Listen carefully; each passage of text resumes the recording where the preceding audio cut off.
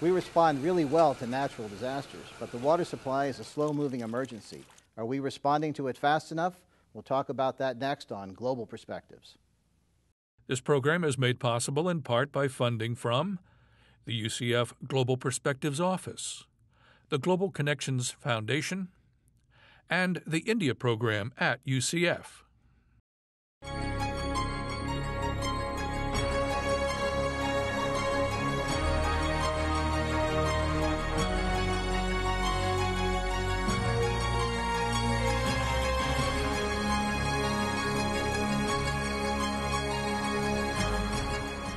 This is Global Perspectives with Pulitzer Prize-winning commentator John Bersia, Special Assistant to the President for Global Perspectives at the University of Central Florida. Hello and welcome to the Global Perspective Show. Environmental issues are of greater concern than ever today, with climate change drawing the most attention. But other issues also proliferate, including access to clean water. Some estimates suggest that nearly 1 billion people struggle to obtain clean water. What's worse, they are regularly exposed to health problems such as waterborne diseases and other risks. Children are especially vulnerable. How do we fix this problem? What are businesses and nonprofits already doing? And what is the best way to help those most in need, the children? Our guest today, Peter Thum, is the founder of Ethos Water, a bottled water company that raises funds and awareness for clean water programs around the world. In 2008, Thum founded GivingWater.org, a nonprofit that also seeks answers to the world water crisis. Hello, Mr. Thum. Thank you for joining us today. Thank you very much for having me. Tell us about the water problem, just in general, and then we'll talk about how you got into wanting to come up with solutions. Well, your summary was pretty good. I think the world water crisis affects, in terms of clean water access, right around 1 billion people, a little bit more than 1 billion people around the world by some estimations. And access to adequate sanitation services affect about 2.4 billion people around the world. And those numbers, while international and bilateral organizations are seeking to reduce those numbers, as well as NGOs, our population is growing at the same time. So we have two opposing forces, our efforts to slow that down and the growth of the population. So how did this come to your attention? Is this something that has always concerned you, or did you wake up one day and say, I want to do something different, and I suspect that water is at the center of it? How did your interest develop? For me, it began about 10 years ago when I was working on a business project in South Africa and ended up meeting people who were living without access to clean water and sanitation. And so they spent a tremendous amount of their time looking for water, and I saw lots of people, but mainly women and girls, out spending this time trying to get water for their daily lives, and I recognized it as a big problem. And obviously, this problem is prolific across Africa, and it's a big problem around the rest of the world as well. So what was your first step? Did you talk to people who were in the field? Or did you go out and do your own research? Did you have a readily available group of individuals who said, this is a worthy cause, we'll join you? Well, it was, in terms of having the experience, it was pretty simple. I got to know people who talked to people who were looking for water, hauling water to their communities and their families in South Africa. And then when I went back to England, where I was living at the time, I did another project. I was working as a consultant at the time for a company that made soda, bottled water. And so for me, the next step was to recognize that there might be an opportunity to create a business, a brand in the bottled water business that would compete with Evian and Fiji and very high-end water brands like that, and basically offer a similar emotional benefit, but one which was about buying a product that would fund a solution for water for other people. And how did you come up with the name? I came up with the name for Ethos by coming up with about 100 names, and that was the one that I liked the best and that seemed to make the most sense for me for the brand. And I was very surprised to find out that no one had actually gotten the rights for that, and so I filed for the rights, and ultimately that became the name of the company. And how did it work from the beginning? Was this something that was successful right off, or did it take some time? Well, My friends actually suggested, because I was so concerned about this issue, I told people about the world water crisis, that my experiences in South Africa, and they said, well, you should start a charitable organization and raise money. And to me, that I understood what they meant, but it didn't seem like the right solution, because the water crisis wasn't like breast cancer or HIV, where you were confronted by people or met people on a daily basis, or knew people throughout your experience who had suffered from this situation. Most people in Europe and the United States had never been without clean water. And so these countries, being some of the countries that have the greatest ability to fund solutions for these problems, really were operating in pretty much lack of awareness of the problem. And so I thought a solution that made people aware was much more important. And so that's where this idea was born from. And at the beginning, I tried to start it as a nonprofit, but it didn't work. Investors weren't interested because it had this charitable component, and foundations, although they have the ability to invest in things like this, weren't interested either. And so ultimately it ended up becoming a for-profit business with very small amounts of seed money, and we seeded the company essentially out of our own pockets. And it took 2.5 years to get to the point where we could operate the business. And how did the broad community that had issues with access to clean water, how did they benefit from the success of the company? Well, the model was pretty simple. So initially each bottle would donate a portion of the profits. Originally we set the number at 50%. And then over time we changed the way that the economics work, just because of the way that the economics are monitored in the United States. So it became, we were going to change it to become something like 2 cents per unit sold, which worked out to be about the same for our startup company as 50% of profits. But then right around the same time, Starbucks Coffee Company bought Ethos. They came to us and said, we're interested in acquiring the brand, and we were trying to get them as a customer. And so they were able to increase significantly the amount of money we were donating. And so the way that we actually set the company up, we had a for-profit company and we had a not-for-profit corporation, and we were donating money from the company into the not-for-profit and then using that to fund projects around the world. You actually became a Starbucks official for a while. Yes, so following the acquisition of the company, the brand, by Starbucks, everyone who worked for Ethos then became an employee of Starbucks. And over time, people left, but we all were working there for some period of time after the acquisition. And so both I and my business partner worked as executives and joined the Starbucks Foundation board and helped them implement a set of programs that would allow them to figure out how to fund water projects on an ongoing basis. And you talked about how you first learned about this simply from talking to people and seeing the conditions in which they lived. Have you gone back and seen your efforts through Ethos Water helping people, including the ones you got to know? I have. Not back in South Africa. We actually haven't had any projects in South Africa, but we have projects in Asia, Latin America, across different countries in Africa, and so I've visited quite a few of those projects before leaving, and I've met thousands of people who were beneficiaries of the programs that we invested in. And so that's a very rewarding part of it, but I think probably the greatest impact that Ethos Water has had wasn't just my own personal experience or even that on the people who receive water, but rather on the impact on the awareness of people in North America. Mm-hmm. Because probably between 70 and 100 million people have bought Ethos Water, and some large percentage of those people are now aware that water is a problem and have actually, through their purchases, contributed to giving water to people. Oftentimes when I work with international projects in various places, there's a person or a group that seems to stay with me long after the project is passed.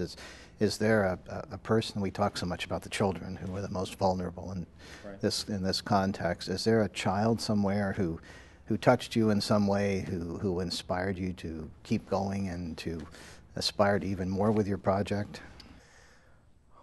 I don't know that I would pick one single person. There was a little girl I met in Indonesia about 5 years ago who was in a school where they didn't have toilets, and so we had funded a project for her school and about 750 other schools through Mercy Corps. And so the students in this school we built toilets for them at their school for the first time and gave them deworming medication so that they could actually get the parasitic worms that were in their system out of their systems.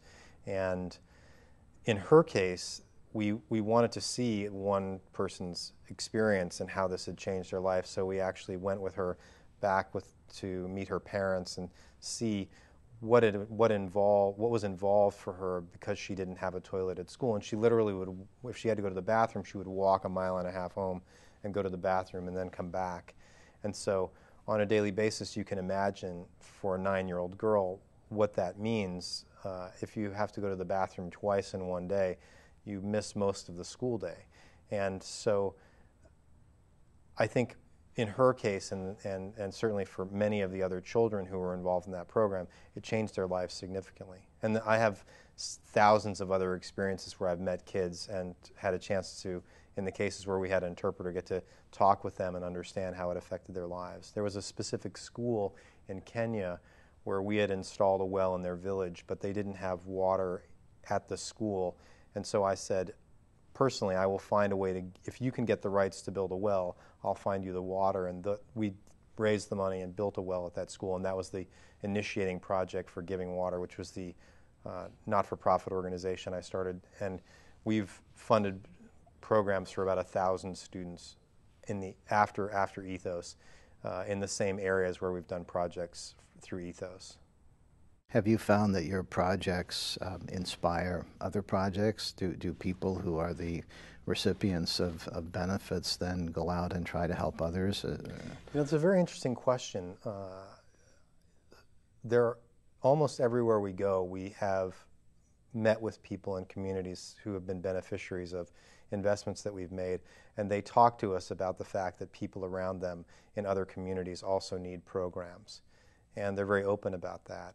I think that to some extent that's because these communities are neighboring communities. Sometimes, for example, one of the communities we did a program in Honduras, the people in the community said, we were very happy that you did a project for us to give us all access to water, but really the people in the neighboring community needed the water much more than we did. And there were some reasons why we couldn't do a project in that community at that time, political reasons, that I think have since been ironed out, and someone else has implemented a program for them. But there's a tremendous sense of community around water because people realize to some extent that they're all in it together. What about on the U.S. side? You said this project has helped build awareness about water problems around the world. Has it encouraged people, young people, people of other ages to want to become involved, to try to be part of the solution? It's hard to track the specific impact from an awareness and action perspective that Ethos has had.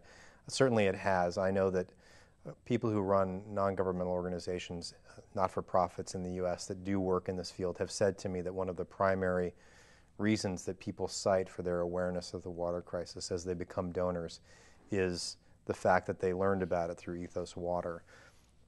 I think that, we were having this conversation earlier. I think it's also a bit difficult to unwind for young people today. Their motivations for doing things from a media perspective, whether it's Ethos Water or something that they see in the media, from their generational motivations. I think young people today are highly motivated to go out and try and do something about the community and the world around them.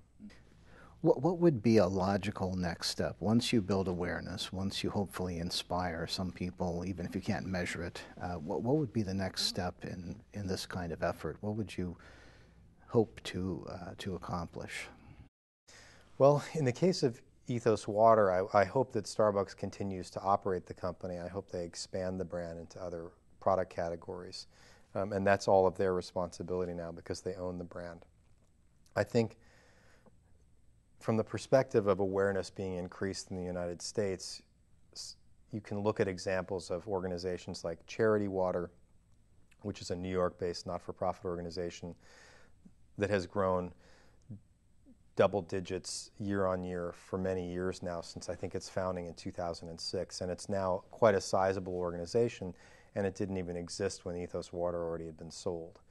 And I think to some extent the awareness that has contributed to their ability to raise money, which is perfect, has come from Ethos Water.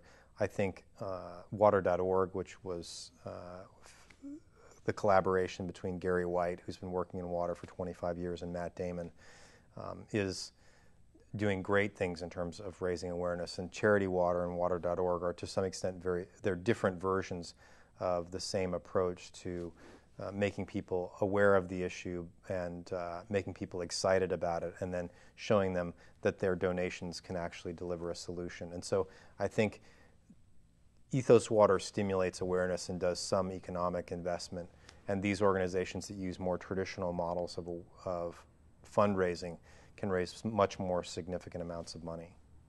You spend a fair amount of time in college and university environments. Do you find in your travels that, generally speaking, these institutions are paying enough attention to this kind of issue? And is there a way to bring water and other critical environmental concerns into the daily conversation or into the curriculum at these schools? I think this goes back, or my answer goes back to a conversation we were having earlier, which is that I think in many cases the students themselves are driving the demand for these kinds of programs, and that they are very acutely aware of the environment as an issue. I think it's probably their number one concern. And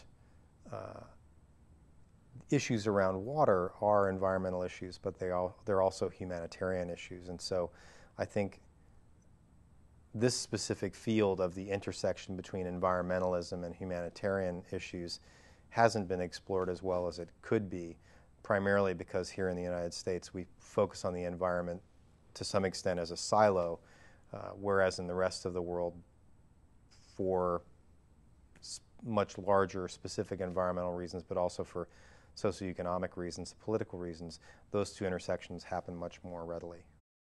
Well, tell us about some of your newer projects beyond Ethos. What are some of the new initiatives that compel you? So about 3 years ago, I founded Giving Water, which is a not-for-profit organization which to date works specifically in the Samburu region of Kenya, and we fund school-based water and sanitation programs for, to date, about 1,100 students, and we're about to make another grant through International Medical Corps to expand that program.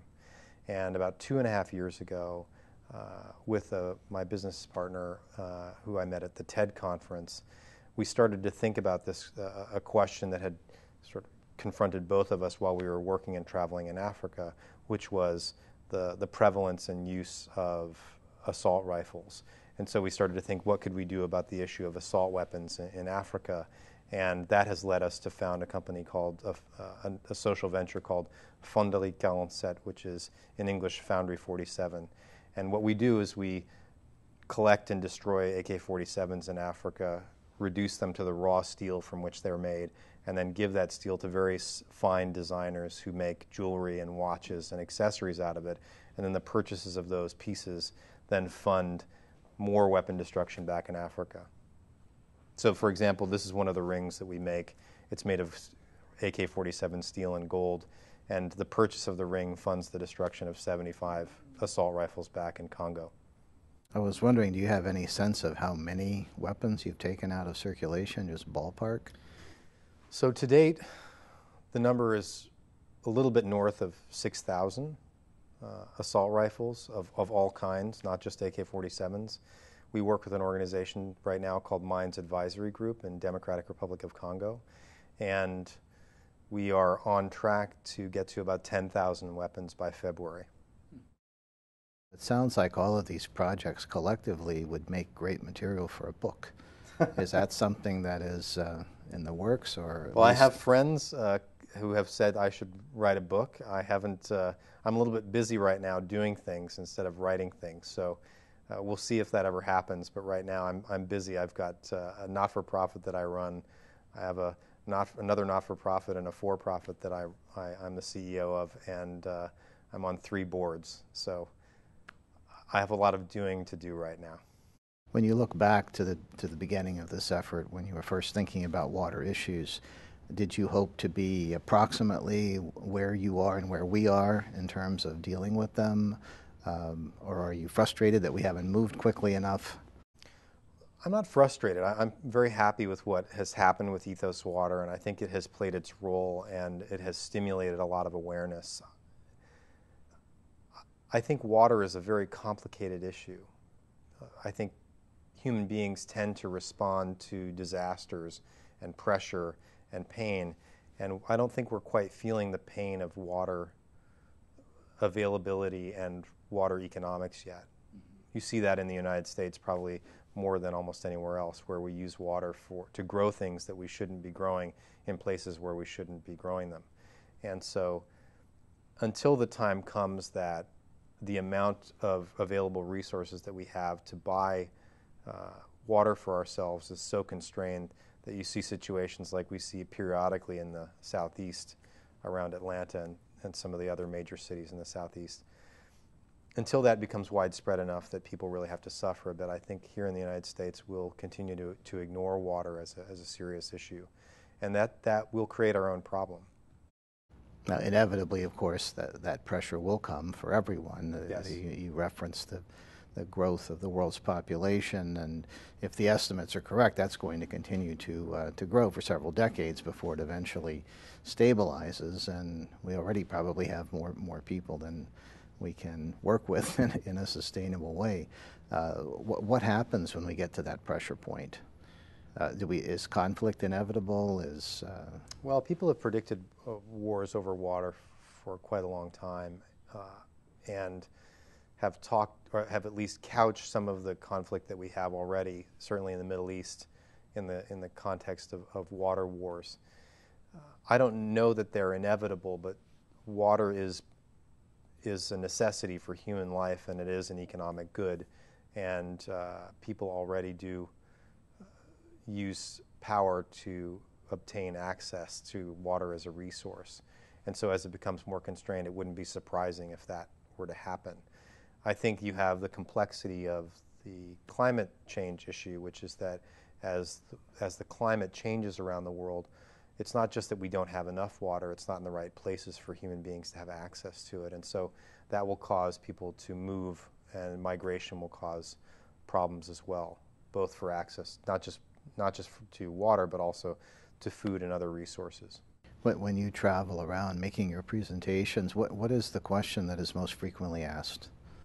People in the United States are most concerned about bottles. So relative to the business model that we created, they're most concerned about the amount of trash that bottled water companies produce, which I can understand. I think if it was Coke or Pepsi or Nestle, I think I could understand their concerns at a visceral level.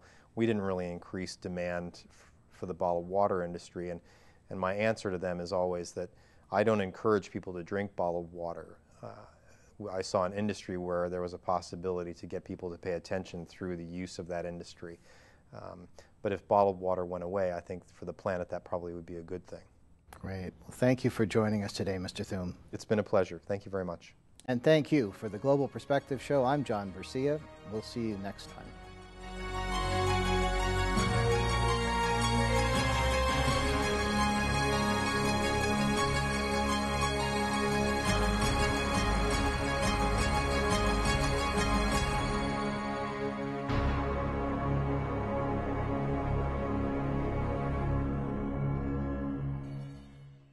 This program is made possible in part by funding from the UCF Global Perspectives Office, the Global Connections Foundation, and the India program at UCF.